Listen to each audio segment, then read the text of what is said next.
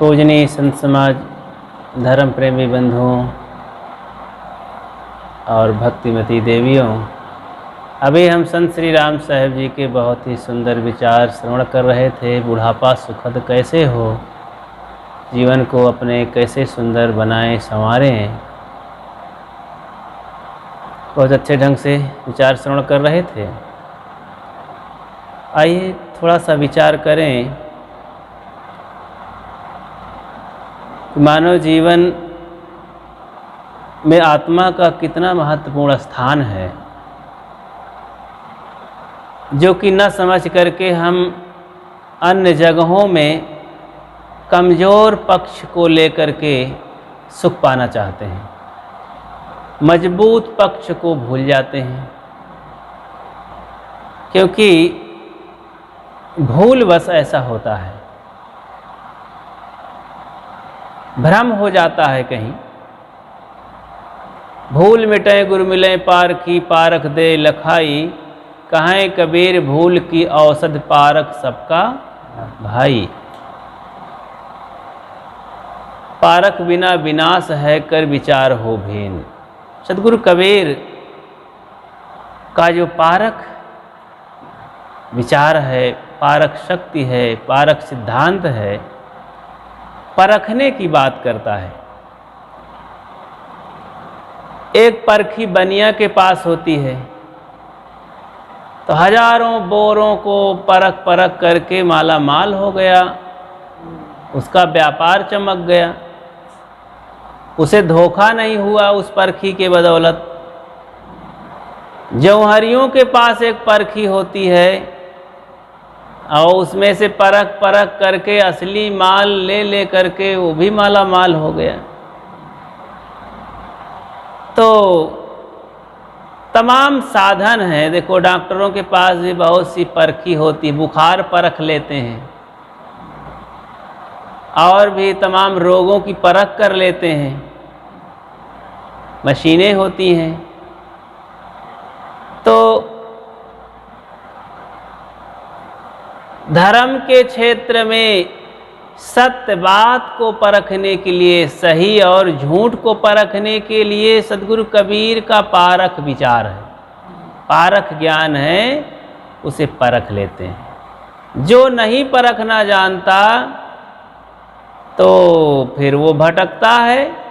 तो बंध्या गाय को भी गुड़ का शरबत पिला के सोचता है अब दूध तो निकल ही आएगा।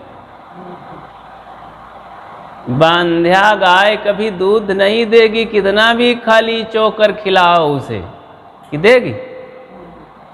नहीं देगी। अब राजा के घर में चोरी करे और दरिद्रों के यहाँ बचने का, छुपने का दांव ढूंढे, कैसे बच सकता है? नहीं बच सकता। एक बार गरीब के यहाँ चोरी कर ले तो राजा के यहाँ बचत हो जाएगी, लेकिन राजा के घर में चोरी करके फिर दरिद्रों के यहाँ कोई बचाव नहीं है। इसी तरह हम आत्मा के साथ चोरी करते हैं और तमाम जा कर के हम झूठे देवी देवता, भूत प्रेत और चारों धाम में जाके बचना चाहते हैं। वहाँ नहाएंगे तो पाप कट जाएगा, वहाँ चले जाएंगे तो पाप कट जाएगा, वहाँ अगरबत्ती दो सुलगा देंगे तो पाप कट जाएगा। ये ठीक नहीं। आत्मा ही को समझें। सबसे प्यारी चीज़, परम पवित्र चीज़, महान चीज़ अपनी आत्मा है। तो जीव है, जिसे कहते हैं जीव है, आत्मा है, यही भगवान है। तो ये हृदयवासी यही तो है, यही हजूर है, मालिक है।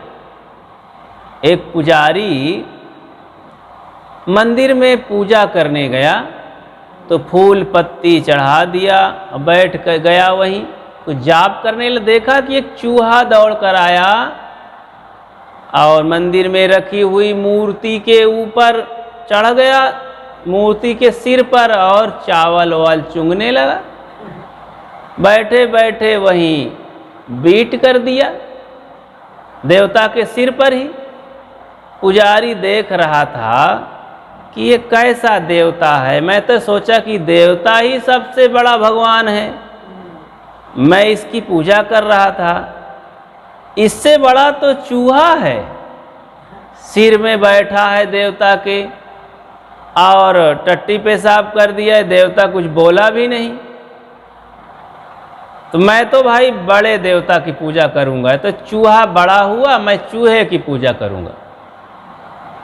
तो उसी दिन से पुजारी चूहे को कुछ चावल वावल देने लगा। चूहा बहुत निर्भय हो गया, पास में आता, घूमता, चावल चुंगता, पुजारी देख देख के खुश रहता।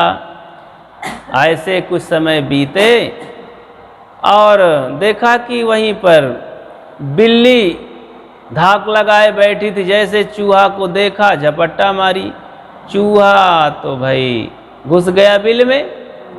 पुजारी वहीं खाट पर बैठे बैठे देख रहा था, यो इससे बड़ी देवता तो बिल्ली है।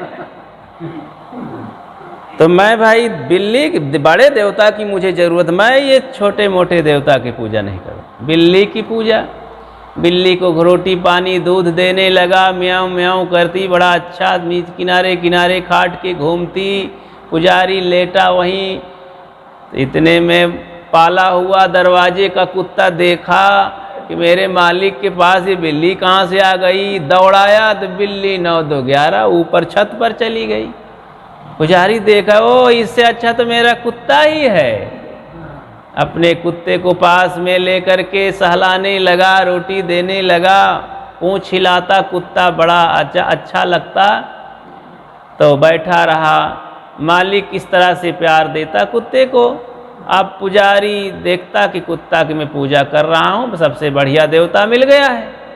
कुत्ता कुछ भूखा था, देखा कि रसोई की तरफ से मलकिन निकल के गई है और रसोई में कोई है नहीं है। चुपके से गया दबे पाँव, 5-6 रोटियां बनाई थी कि दोनों प्राणी खाएंगे, और एक बार में ही दाबा और लेके बाहर आ ही रहा था कि मलकिन आ गई।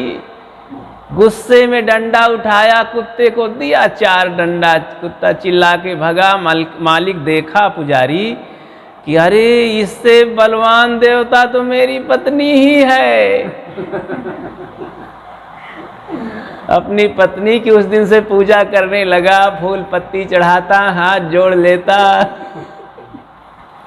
तो बहुत बढ़िया है। तो इतने में क्या हुआ, एक दिन दाल में नमक ज़्यादा हो गया।